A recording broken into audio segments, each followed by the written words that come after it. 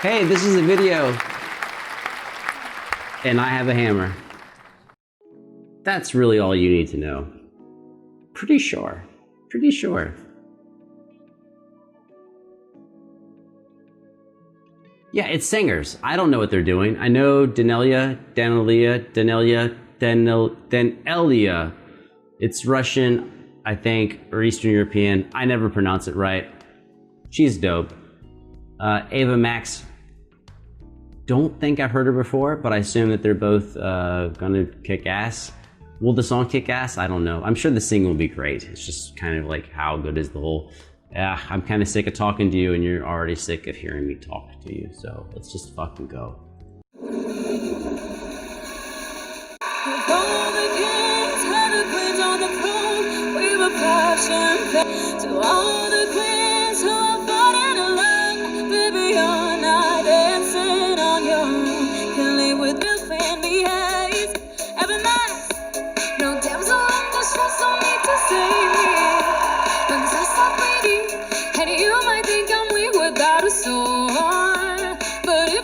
Oh, this Ava Max girl, I've never heard her.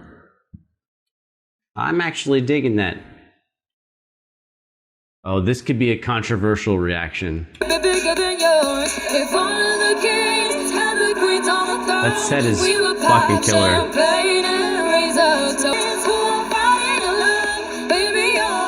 I assume it's actual balloons to CGI, but whatever.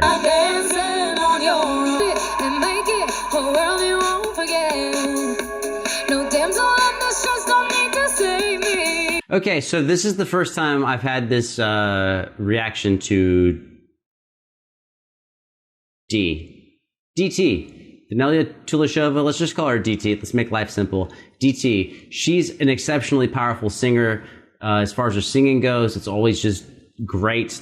Like, I'm not saying that like I'm just like sucking up to you. No, she's a fantastic performer. She's also young, which is, I don't add points. I don't give young people extra credit for being good. Like, if you're going to compete at a high level, then you just compete against whoever you're competing against. I don't give a fuck that you're young. I know people do, but I don't care. I don't care if you're like 12 or 18 or 24. If you're on a professional level, then you're competing against professionals. And I'm not going to give you brownie points just because you're young. It's impressive, but I'm not going to give you points. But I think we've only heard about a minute of this, and maybe there's only a minute left. Short video.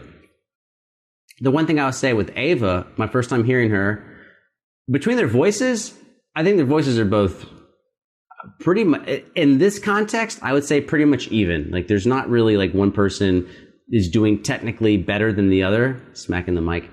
But what I will say is Ava's phrasing as far as the length of her notes, I think the length of her notes, when she starts a note, starts a phrase, ends a phrase, how quickly she hits the note, gets away from the note, I think it's actually a little more, it's better suited to this track, because on a dance track, you got a lot of punchy stuff, a lot of things that are kind of crisp. So I'm kind of liking how she's stopping and starting her notes. It just seems a little more danceable, and it kind of fits in there better for me. But there's a minute to go.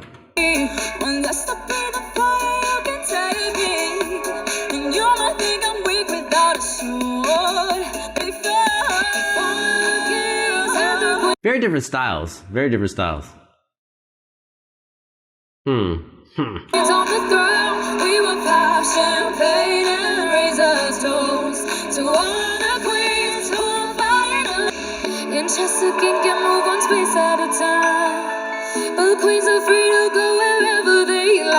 You're just that. Like, it's not, I'm not focusing on her voice. The actual rhythm of where her consonants are, like where she's starting words, is kind of in time with the music. But that's where her actual words are starting. Back up. It's like 5 seconds long.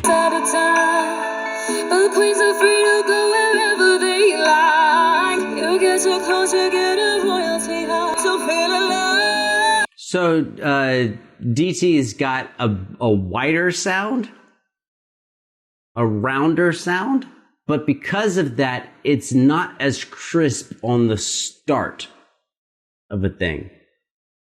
Which that's the trade-off. That's the trade-off between being very like trebly oriented, which is the easiest, like a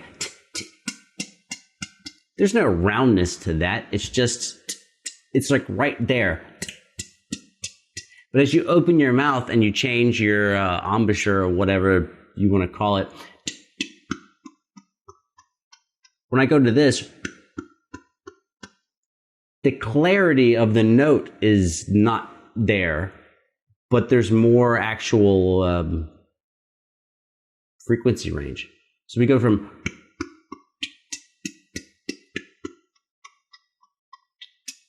and you have to choose as a singer which way you're going to lean. And I think Ava has gone more for the, which gives it more of a percussive drive to the singing. It's not as full as DT's, but I think it kind of matches to me, it matches the character of the song better.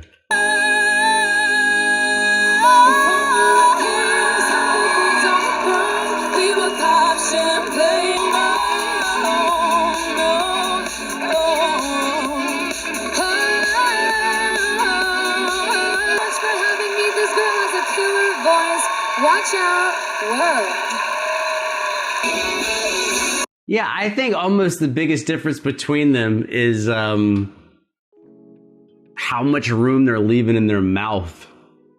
Like how wide they're going. One is just chosen to go narrow and the other one's chosen to go wide. And depending on which section of the song you're in, one's kind of better than the other. But as far as the actual groove of the song, when you're doing dance music, other than like, you know, a synth keyboard or something, or a string section that's just like long,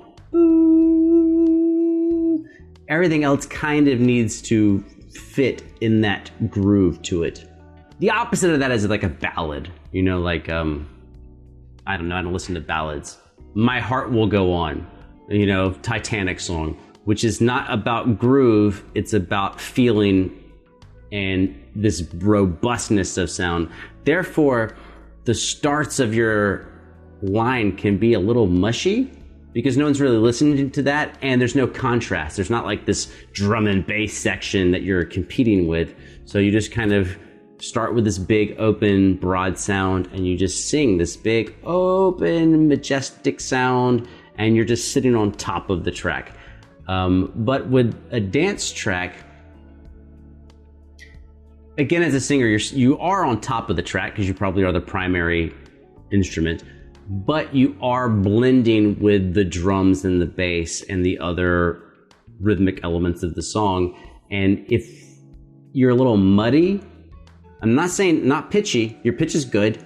I'm not saying that your timing's wrong, but I'm saying where your consonants stop and start, those are percussive elements and they can be a little displaced. Right? So when for example, right there, when I say displaced, there's a t on the end of it, displaced. You're like, well, who gives a fuck? Yeah, but if if there's a drum track behind me, there's a hi-hat and a snare. And those kind of sound like the T on the end of my thing, displaced.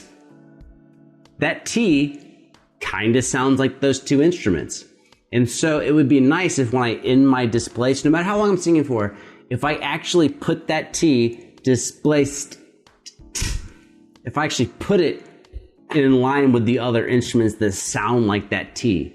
Otherwise, you're going to hear a couple of sounds. You'll hear the hi-hat, you'll hear the snare, you'll hear the vocal thing. And where I learned this was with big choirs. With no rhythm section. But if you have 100 people singing, I think the biggest choir was like maybe 130 people. But if you have 130 people and they're all singing the word displaced, they put that T at different spots. And when you're in the audience, what you hear is, you just hear a shitload of T's everywhere. And our choir director had to be like, hold on, I want you to count. And I want everyone to put their T right here. So that as like 100 plus people, we would hear just one at the end of the phrase. So it didn't matter where you felt naturally it would go.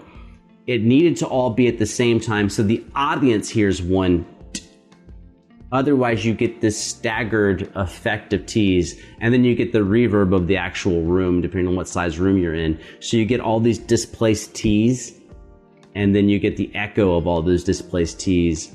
And in the choir loft or whatever, you don't hear that because you're surrounded by fucking people and you're singing towards them. But in the audience, they hear all these T's all over the place, and then they hear the echo reverb of all those T's come back at them, and it just becomes a clusterfuck. Anyways, that was cool. I dug it. Oh, and shout out to the hidden star of that, which was the background. Great job, background. You balloons are fucking killing it back there. Yeah.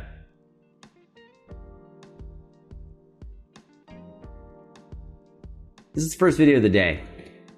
I'm like, oh yeah, this is what we do. This is called a reaction, right? Like it's crazy. We're like 2,000 videos deep, and every time the first video, I'm like,